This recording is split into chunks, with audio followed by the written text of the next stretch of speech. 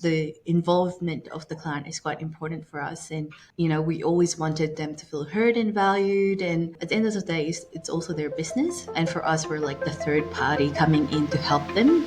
You're listening to the Architect My Life podcast, a show dedicated to empowering women architects and designers to achieve business growth, financial freedom, and health and wellness. I'm Shlachter, your host and CEO of MGS Global Group. Our company provides Revit, ArchiCAD, and CAD drafting services to busy architects and design firm owners. MGS Global started as a part-time gig when I was a new mom, but it has now grown into a thriving business that provides drafting support to creatives, helping everyone maintain a healthy work-life balance. This podcast is proudly presented by MGS Global Group. Now let's dive into this episode. Hi everyone, our guest for this episode is Sarah Ramos. Sarah is the visionary force behind Eldane, a leading design firm in Canberra, Australia. With a wealth of experience and qualifications in architecture and interior design from the Philippines and Australia, Sarah is dedicated to crafting purposeful spaces that not only mirror the client's lifestyles but also foster a safe and healthy built environment. As a seasoned Filipina architect, her designs are a fusion of Philippine and Australian influences, breaking conventional boundaries and telling compelling stories through the seamless integration of cultural richness and contemporary functionality. I'm so excited to talk to her today. Welcome to the show, Sarah. Well, thank you, Ate, for having me. I met Sarah in Australia. She was so kind to introduce me. No, we met through LinkedIn. I was doing an Yeah. outreach to architects in Australia, and she wanted to meet me and met me on my first night in Canberra. And I didn't know anyone, but Sarah didn't end up going to the conference, but she introduced me and you really welcomed me, Sarah, in Canberra. I really felt at home within my first 30 minutes because we actually met in my first 30 minutes in Canberra with Rom. So I just wanted to thank you for being so hospitable. That's why I feel like Australia could be my home in the future or maybe part-time. Thanks to Sarah, really. Thanks, Ate. Yeah, it was such a shame because we also wasn't able to have proper food at that night, so we missed Yeah. out on that one. So, so Sarah invited me to a Filipino dinner, and I was late to the dinner because of my flight. We didn't know. I didn't know that the hotel we were staying at, I was staying at, was vegan. And Filipinos love meat, and I'm like, oh my god, I ate eggplant and walnuts for dinner. Uh, Anyway, that was fun. But thanks for reaching out to me as well in LinkedIn. I'm really excited to highlight you in the show because you're a very successful Filipina and Canberra. For some of you who don't know, Canberra is the capital of Australia, and there's a lot of construction going on there, a lot of schools, housing. But Sarah will talk about it. But before we get started, Sarah, can you talk about your involvement in the group with Rom, the oh yeah, Filipino? so um, I think a couple of years ago, at Hazel, Saram, and all the other Filipino architects in Australia tried to. Well, we actually established United Architects of the Philippines here in Australia, and part of it is Australia and New Zealand. So I've met a lot of Filipino architects through that community, and yeah, we were able to hold our induction in the Philippine embassy. We've met delegates, the ambassador, and we've connected through that platform. And yeah, it was such a great experience. And establishing the actual chapter was quite hard. There was a lot of paperwork, a lot of like back and forths with the UAP back in the Philippines. But yeah, we made it, and yeah, it's all through the help of everyone in the chapter. So yeah. Yeah, because for most of you who don't know the Filipino community, UAP, United Architects of the Philippines, is a big organization, and they're worldwide. And so, were you one of the founding members in Australia? Yes. Yeah, Yeah. so I was the charter secretary when we founded the organization, and our charter president is at Hazel, and Yeah. yeah, we've all worked very closely in trying to get it to the foot. So yeah. So how long has it been, and how many members do you have? So when we initially started, there was 30, I think 30 members. And right now we're about 50. We're still growing. We're still getting there, but there's a lot of other Filipino architects that are still tossing around whether to join the UAP Australia, mainly because you know it's a very different compared to AIA. So yeah. Yeah. So one of the things about the UAP is, having a community of Filipinos, especially when you move to a new country, right? Especially from the Philippines to Australia. So let's talk about your Australian migration story. Like, how did you end up in Australia? And could you share a little bit of a background, your So, background?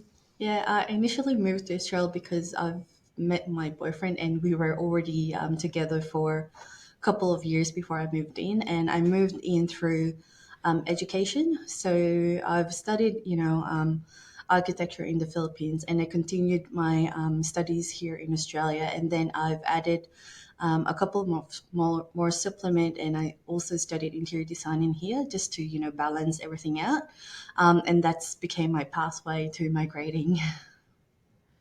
So you came here through school. Yeah. So did you work with any other companies before you started Eldane? Yes, 100%. So, when I was finishing up my study, I was already in the industry working with AMC architecture. It was a really, really good experience because, getting exposed to the local practice is quite an eye opening where, it's very different to the Philippines or to Singapore. They're very laid back. Except for when we have deadlines, obviously. I think that is something within the industry that you can't take away. And then I've worked for a joiner just because I wanted to gain the knowledge, the technical knowledge on how to actually install joinery, or I think in America it's called millwork. Yes. I'm not sure, Yeah, it's but called millwork. In yeah. Australia, it's So joinery, right? Yeah. yeah, so having the technical knowledge on how to actually assemble and fix it to walls and stuff are, quite a really good knowledge. Transitioning to Eldane or DoD Studio beforehand, where we actually have the knowledge to properly guide our clients throughout the process, not just on selecting finishes or all those other type of things, but we do have the knowledge on the time frame, mainly because we were exposed in that type of industry. So yeah, So what was your experience working in Australia compared to the Philippines?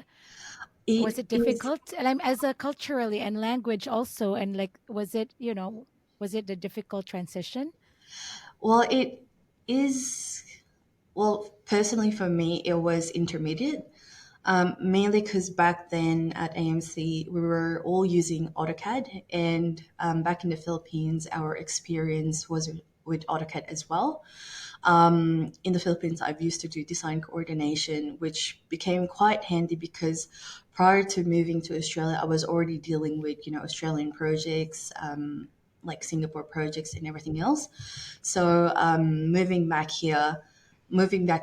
to Australia, it's quite easy because I already have like a sense of the standards and the templates, Right. which kind of like ease into the workforce, and also like my employers and the team that I was working in were very, very helpful and very supportive of the process of, oh, this is her first job here in Australia. Let's try to ease her in. But yeah, that was quite a really good experience for me.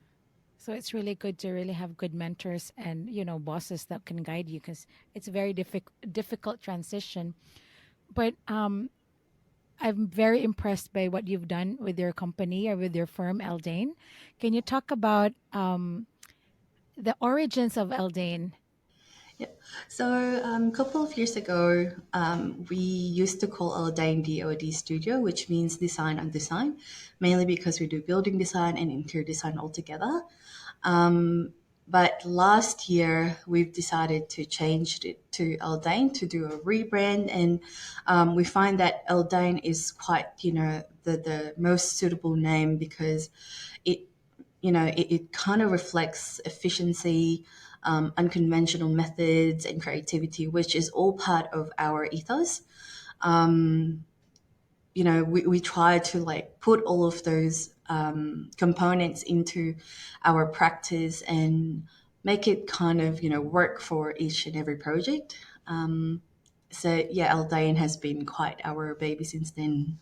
So what does Eldane mean exactly? So Eldane actually is probably from Old English. It means dwelling or old dwelling. And it's quite straightforward. We're dealing with dwellings, so it's just have a really nice tune to it. So that's what why we I came like from. it a But lot, actually. So was it difficult to go on your own? Like how did you get your first client? it was really funny. So back when had DoD Studio, my first client was actually from Instagram, Oh, and wow. I yeah, like and this already. It yeah, works. and ever since, her name is Helena, and her project is kind of like an internal renovation of her place, making it more livable, like better suited for their lifestyle. So Helena's got 5 kids. Her husband's a painter, and they're just really lovely. And up to now, I think we've remained friends. So, I visit her, she visits me in the office, she brings cakes, and yeah, she's just a really lovely person. So I think that's what started it. And I think it's just word of mouth since then. So Helen has been a very big advocate of DoD Studio. So after like I finished her project, she referred me to her cousin, to her sister-in-law, to friends, and yeah, that's where it started. And up to now, I think all of our projects are word of mouth and referrals, and yeah, that's been a really really So good when start. so how old is Eldane now? Eldane is really new, so I think we're up to just 1 year.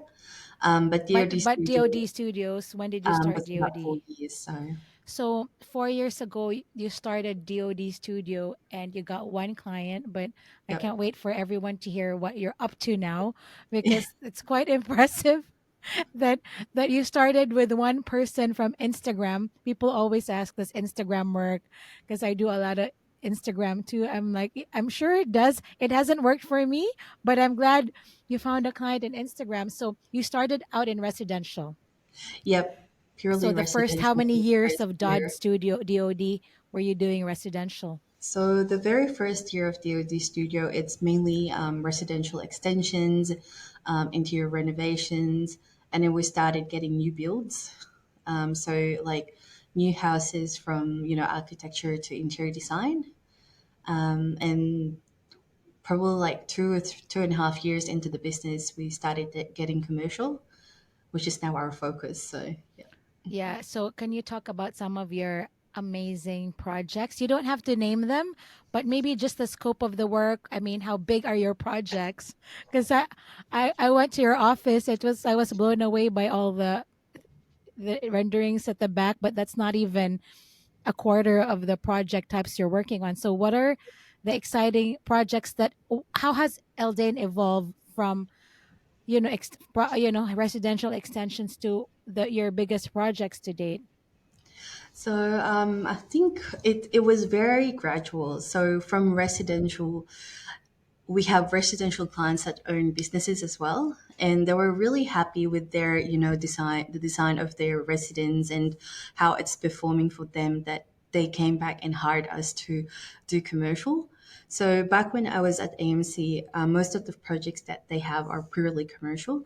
So I still have like a little bit of leftover knowledge to commercial projects, and it started with retails like shop fronts, cafes, restaurants, and it evolved. So like friends of friends or family of previous clients would have this business, and they would say, "Oh yeah, go to, Eldane, go to Sarah, and she'll look after you, mainly because like customer service is a really big part of our industry, whether we like it or not.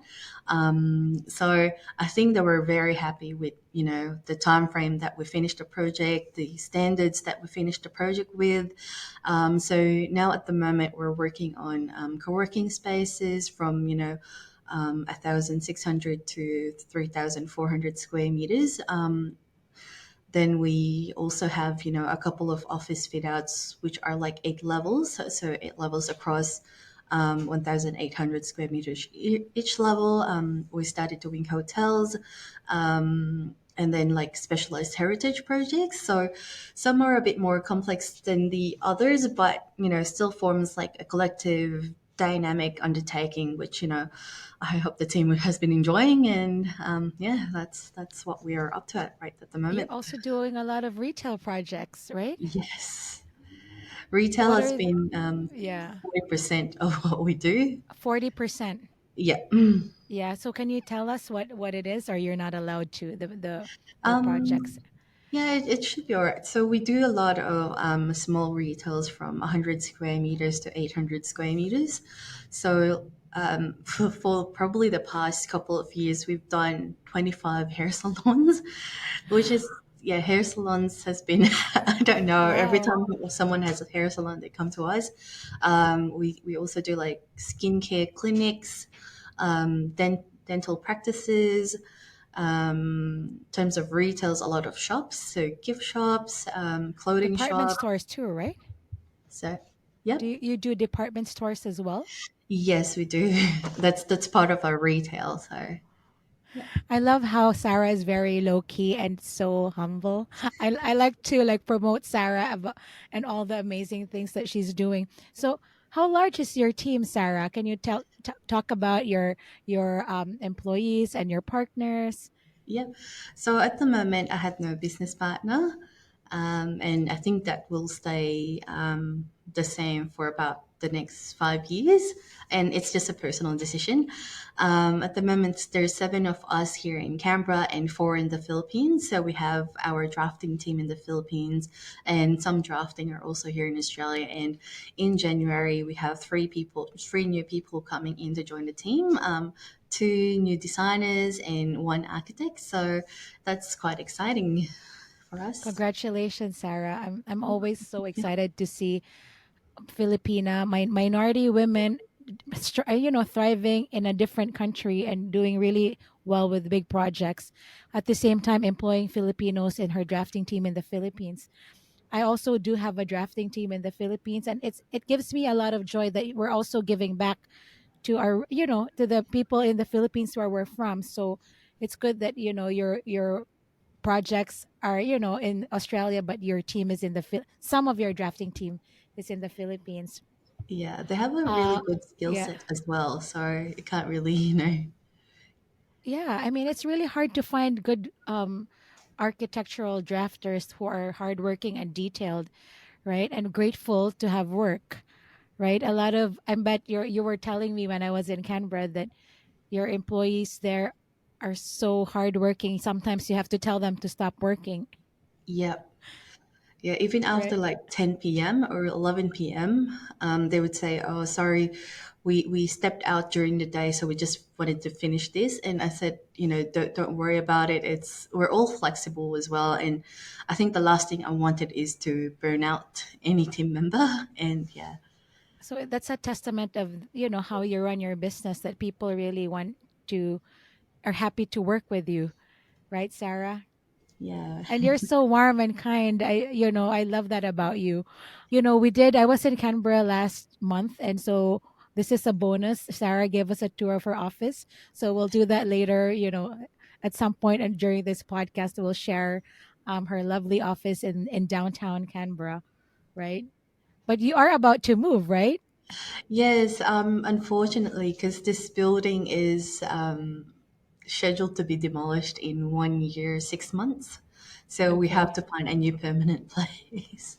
Yeah, but it's a really nice office you'll see in our walkthrough video, and I'm sure the next one will be amazing as well. So what are the challenges you have as a business owner in a, in Canberra or in general in the profession as a woman? Like, do you have any challenges, and how did you manage all of these difficult things that happened as an architect, or difficult deadlines? Like, Well, first, certainly, I think the very first issue that I had is I had no connection in this country at all, except for, my Joey, my husband, and he's not in the industry, although he's in project management, but it's a different project management. So, establishing community ties was quite hard at first. I didn't even know that there was a Filipino community in this state as well. Ati Hazel, which is the founding president of UAP Australia. It was so funny because we've met 2 years prior, like after I moved in. But for the first and second year when I was at AMC, we were on the same building. So her office is just like 2 floors above our office. So and we've never bumped into each other, so it was really hard to make connections, mainly because everything now is all based on internet and social media. So even if you're walking on the street, you don't even know if that person is Filipino or not, because we share some features with other Southeast Asian countries as well. So it's really hard to say, "Hey, are you Filipino?" Because more right. often than not, they're not.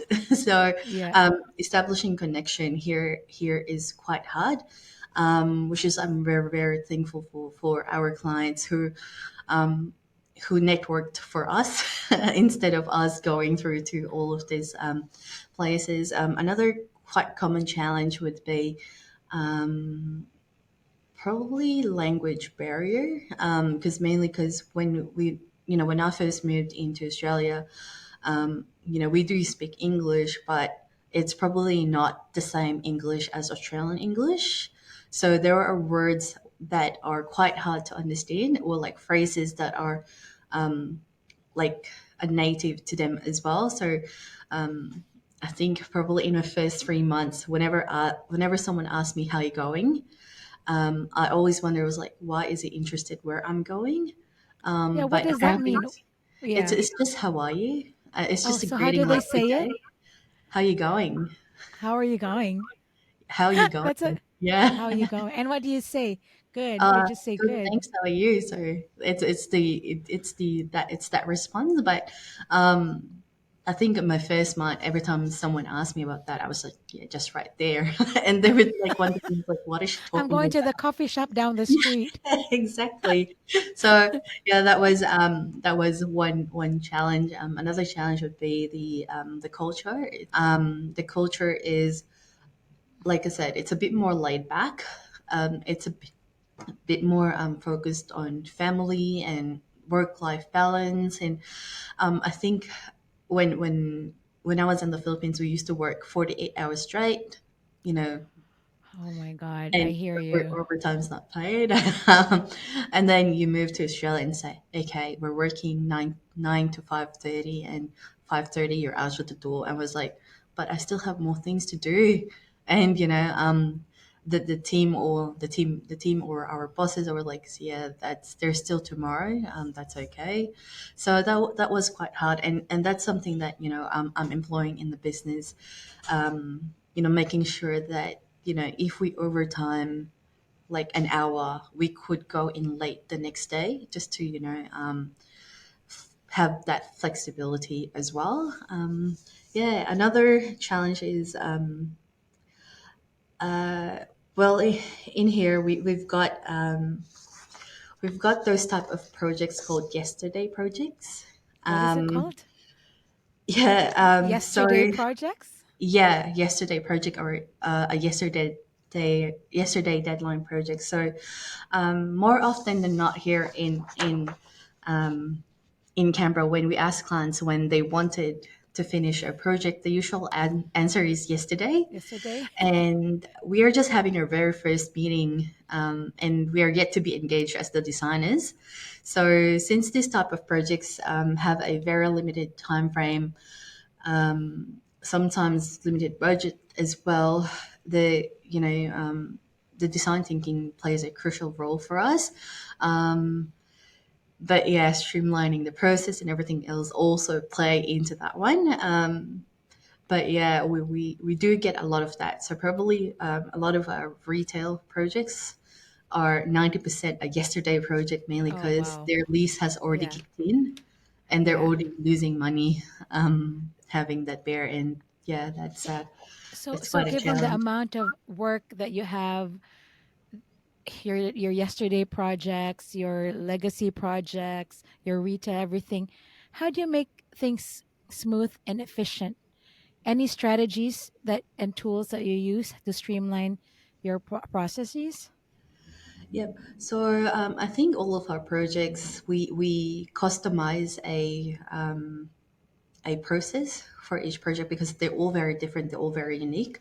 Some projects will have a block, a zoning that won't permit this type of project, or it will have certain regulations applied just to that block and not everywhere else. So we do project phasing and pre-project planning. So before we take on a project, we wanted to like investigate that block. Is it heritage nominated? Like what zoning there is, and if we have to get special approvals either from council, from heritage, or national capital authority, or the other approving bodies here in Australia. And based on that, we can advise the client, say, okay, our time frame is this one, but since you wanted a retail on an industrial zone, then we'll have to get a crown lease approval or development approval to the council just so your project is permitted. And that way they could be guided. And if they haven't locked in that space yet, they could say, okay, let's find another one. Can you help us? So that always triggers, the form or like the process that we follow for each project. Um, and yeah, working collaboratively is also a really big help, mainly because I think in all of the stages of our project, our clients are always involved. Um, we always wanted them to feel heard and valued. And at the end of the day, it's also their business. And they know they know how to operate it best. They know how everything functions. And for us, we're like the third party coming in to help them. And that's always been a very good mindset for us, mainly because like if we say, oh, we wanted to design this and this is how we wanted to design it, we lose touch of what's important to the client because we could get carried away with aesthetics, and in function as well. So in function, like we always don't know how a dental practice operates. So that's quite like the involvement of the client is quite important for us, and it's always helped us. So it could also backfire, but it's always a risk that we're willing to take to deliver a project that everyone's happy with. So, how do you manage it all and stay calm, Sarah? I think me and the team are just very calm in general. Right? Yeah, I think no one has ever fought within the girls or the drafting team so far. Yeah. Yeah. Um, So it's no drama. yeah, no, we're very anti-drama, very anti-politics in here. That's It's a good. very like chill kind of workplace and environment.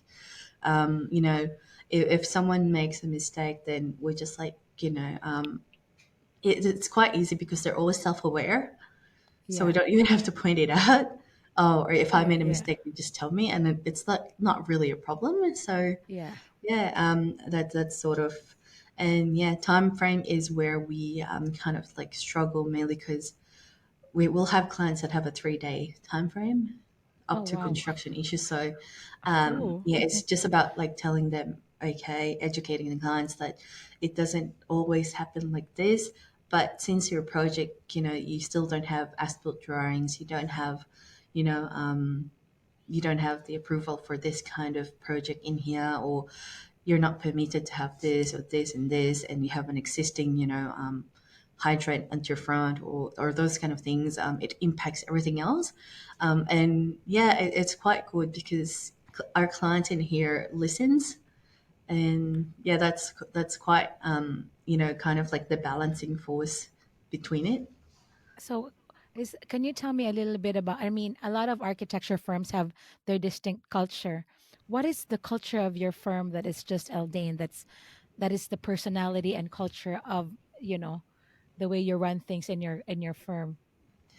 I think we're unique in a way that we haven't done any marketing at all except for social media, which is Yeah. just Instagram, and we've only posted like once every 2 months. And Wow. so I think in terms of work culture, we aren't as pressured as the others because we have partner builders that want to keep working with us. Oh, okay. So that means, in terms of like work culture in here, we don't feel the pressure of like, okay, what are we going to do next month, or what are we going to do in the next couple of months, which, kind of reflects because, the team's always happy to work. They always show on time. Rarely anyone gets sick. And even if Mm. someone gets sick, they still wanted to go to work, which, I said, no, just stay home. Just go Um, home. yeah, Yeah. because that I think they enjoy the work environment. I hope. Um, I'm sure they do. yeah, and yeah, we have we've got a lot of snacks, and they Yeah, send. I've been to your office. I love it. A lot of sunlight and snacks.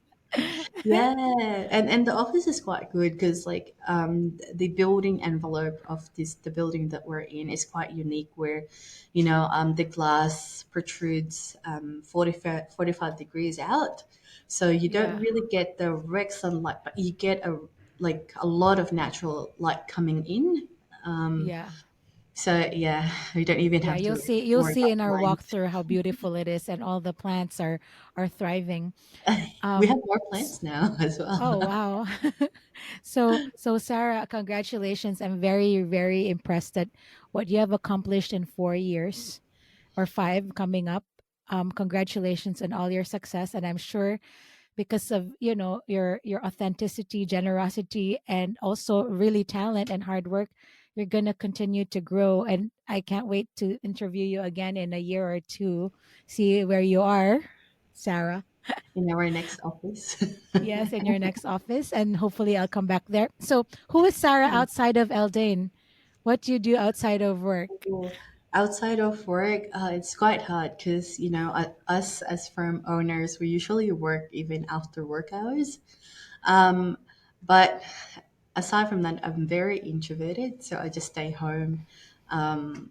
But I do enjoy hanging out with friends. I'm a very big gamer. I play Oh, computer talk about your games. games. That's where So, you met your husband, yes. right? So I play Dota 2. It's a quite a competitive game.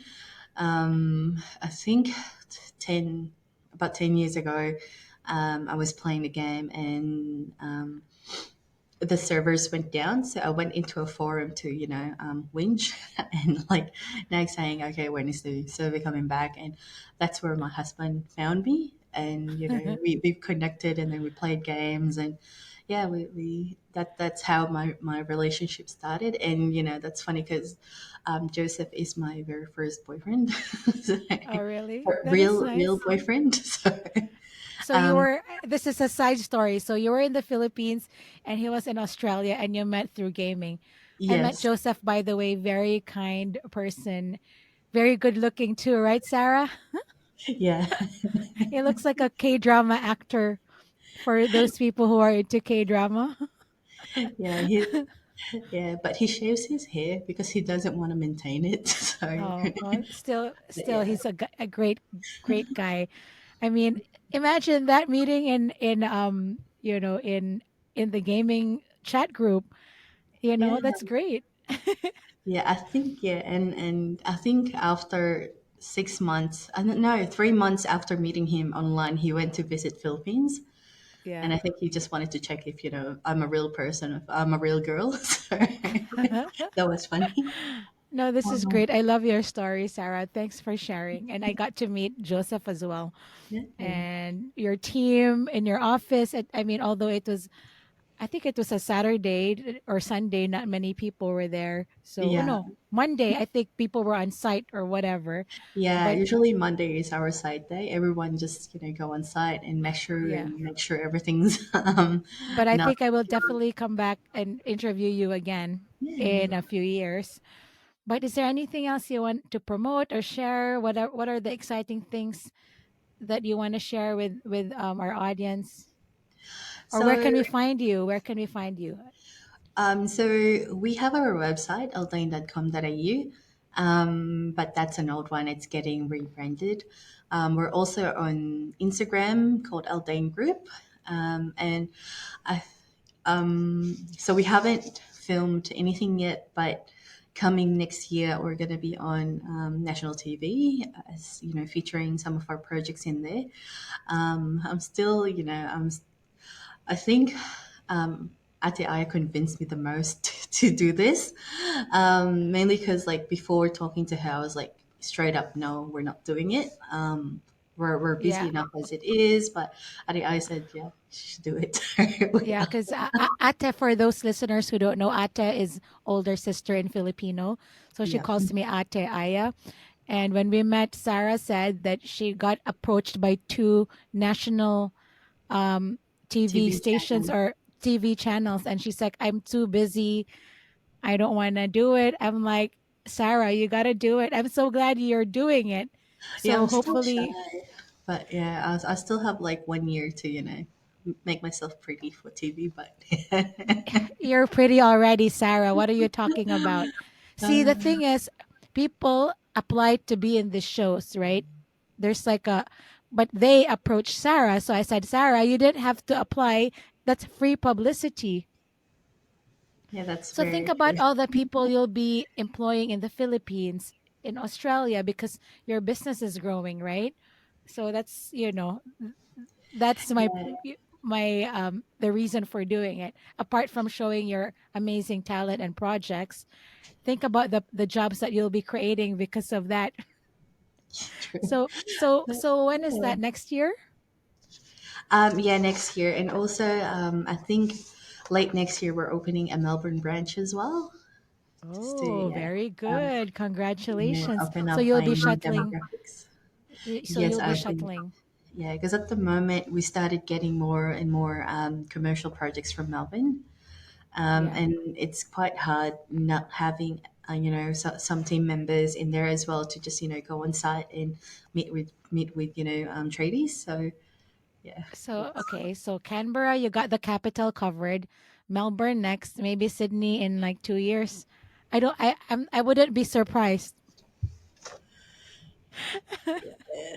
I'm still right? very nervous, but yeah. You can do it, Sarah. You have very good people who are supportive of you and your team. So, and you have amazing clients too that just want to work with you. So, Yeah. congratulations. Sarah, thank you so much. I know you're extremely busy and it's really early morning in Australia, but I really appreciate your time and thanks for sharing your stories. Yeah, thank you so much, Apple. Thanks for listening to this episode of Architect My Life, a podcast brought to you by MGS Global Group.